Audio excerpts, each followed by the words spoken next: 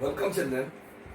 After a gap of 1 week from the demand of number of students, I am here with new topic of resource planning and forthcoming topics of chapter 1 of class 10th. First of all, what is resource planning?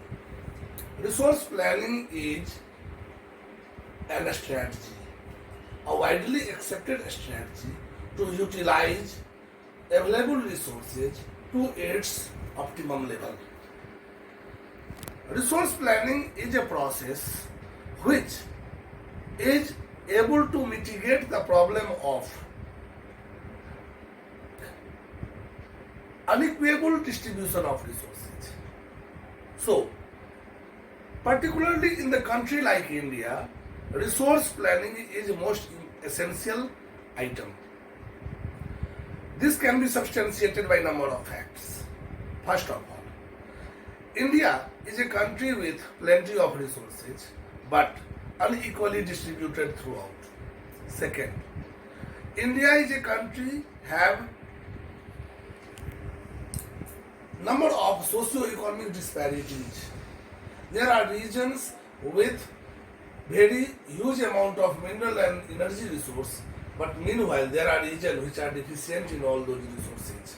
India has well-defined belt of agricultural regions.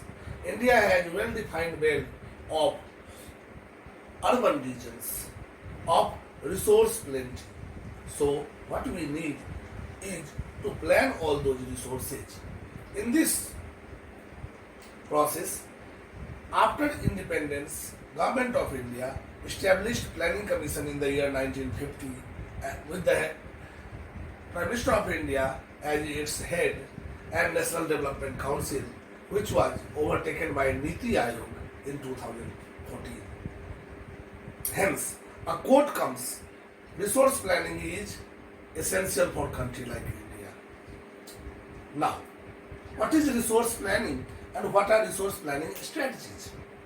So resource planning is a technique which comprises of three aspects. First, mapping and survey of available resources. Now, we have a developed satellite system where through remote sensing satellite, we are able to map out, identify from remote area how much resource in quantity and quality are available. So after mapping, we find out how much resource is available. Second aspect is to know the technological know-how, or to devise technology to use all those resources to optimum level to attain sustainable development. And third, our resource development planning should match with the national development planning. Then only we can achieve the goal of sustainable development. So these are the planning techniques, planning methods.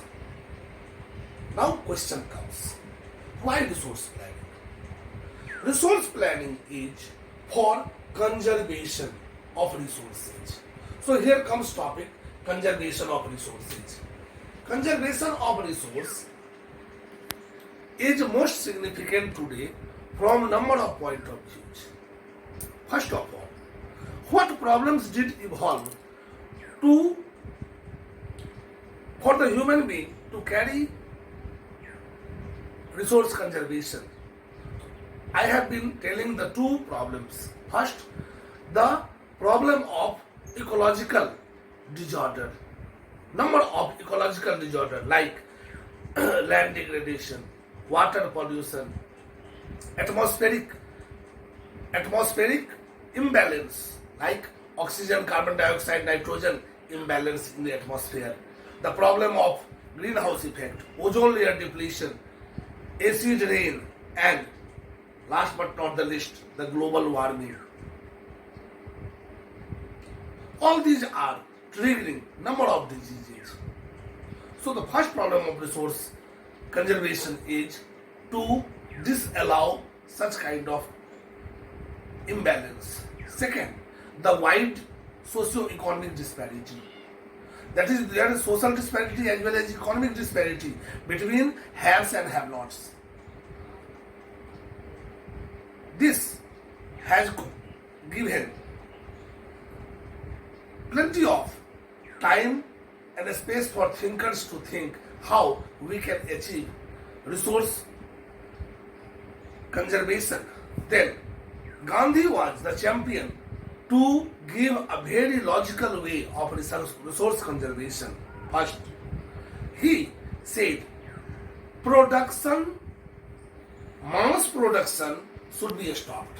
That in a few pockets there are huge production that is leading to socio-economic gap. And second, what he said? He said that production by masses should be promoted. First point, what did I say? Mass production should be stopped. Like there are industries located where every people is not employed and mass production is occurring. So there is accumulation of wealth by few individuals. There are greedy people who accumulate, so there is socio-economic disparity. What we need, solution is what? That production by masses. Every individual should be allowed to go for production of resources. Then only we can achieve sustainable development. And then, last but not the least, that human being will have to leave consumerism attitude. Human being will have to abandon his or her greedy nature, selfishness nature, and people will have to be compassionate towards nature to achieve sustainable development.